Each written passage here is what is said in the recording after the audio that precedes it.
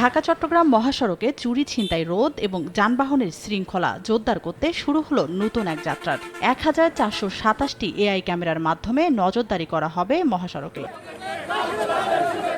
মঙ্গলবার দুপুরে নারায়ণগঞ্জের মেঘনা ঘাট এলাকায় আনুষ্ঠানিকভাবে এই কার্যক্রমের উদ্বোধন করেন স্বরাষ্ট্রমন্ত্রী সালাহ উদ্দিন আহমদ।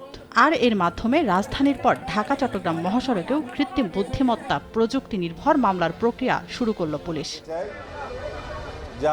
মন্ত্রী জানান, পর্যায়ক্রমে দেশের সবগুলো মহাসড়ক এআই প্রযুক্তির আওতায় আনা হবে। এর মাধ্যমে সড়ক মহাসড়কে শৃঙ্খলা ফিরবে এবং মানুষের মধ্যে সচেতনতা বাড়বে বলেও আশা প্রকাশ করেন তিনি। যেখানে সাইন সিগন্যাল দেওয়া আছে সেটা অমান্য করলে তার উপরে ফাইন আরোপ করা হবে, অটোমেটিক্যালি এটা বিআরটি এর কাছে চলে যাবে।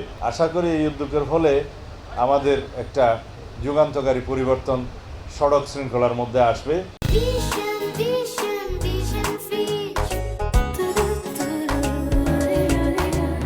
নারায়ণগঞ্জের সাইনবোর্ড থেকে চট্টগ্রামের সিটি গেট পর্যন্ত 250 কিলোমিটার মহাসড়কের গুরুত্বপূর্ণ স্থানগুলোতে স্থাপন করা হয়েছে 1427টি এআই ক্যামেরা। সময় সংবাদ, নারায়ণগঞ্জ।